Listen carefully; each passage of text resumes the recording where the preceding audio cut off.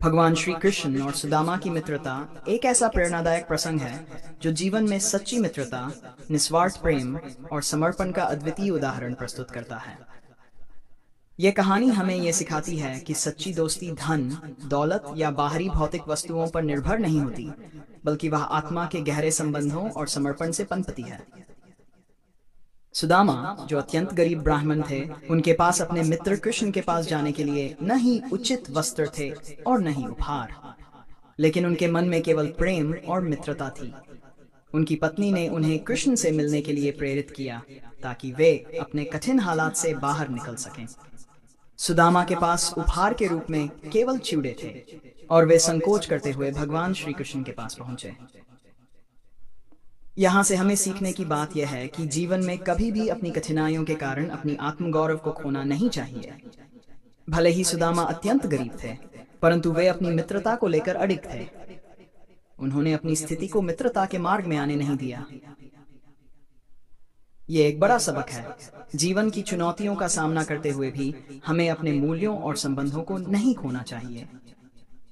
जब सुदामा श्री कृष्ण के पास पहुंचे, तो श्री कृष्ण ने उन्हें बड़े प्रेम और आदर के साथ अपने गले लगाया।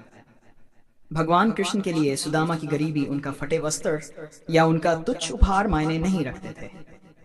उनके लिए महत्वपूर्ण था सुदामा का सच्चा प्रेम, उनका निस्वार्थ समर्पण। यह हमें यह सिखाता है कि सच्ची मित्रता और प्रेम में बाहरी वस्त्रों, धन या स्थिति का कोई महत्व नहीं होता। जीवन में हमें उन लोगों की कदर करनी चाहिए जो हमारे साथ बिना किसी स्वार्थ के जुड़े रहते हैं, चाहे हमारी परिस्थिति कैसी भी हो। श्री कृष्ण ने सुदामा को कुछ न कहा, लेकिन उनका प्रेम और स्नेह सुदामा के जीवन को बदलने के लिए पर्याप्त था।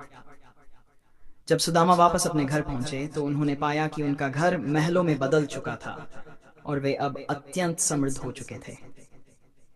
लेकिन यहाँ असली शिक्षा यह नहीं है कि सुदामा को धन प्राप्त हुआ, बल्कि यह है कि भगवान ने सुदामा की सच्ची मित्रता को समझा और उसकी निस्वार्थता को पुरस्कृत किया।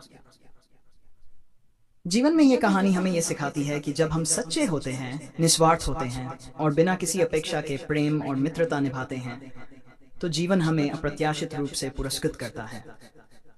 जब हमारे दिल में सच्चाई और समर्पण होता है, तो भगवान या ये संसार हमें वैसा ही लौटाता है, चाहे वह किसी भी रूप में हो। इस प्रेरणादायक प्रसंग से ये सीख मिलती है कि हमें जीवन में हमेशा सच्चाई, निस्वार्थता और प्रेम के मार्ग पर चलना चाहिए, चाहे हमारी परिस्थिति कैसी भी हो। अगर हम अपने मूल्यों के प्रति सच्चे रहेंगे, तो जीवन हमें सही समय पर हमारी मेहनत और सच्चाई का फल देगा।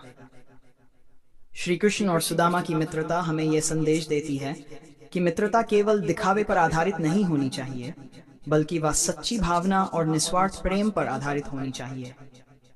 जब हम बिना किसी अपेक्षा के सच्चे होते हैं, तो भगवान स्वयं हमारी मदद करने आते हैं। इसलिए जीवन में चाहे कितनी भी कठिनाइयां क्यों ना आए, हमें कभी हार नहीं माननी चाहिए।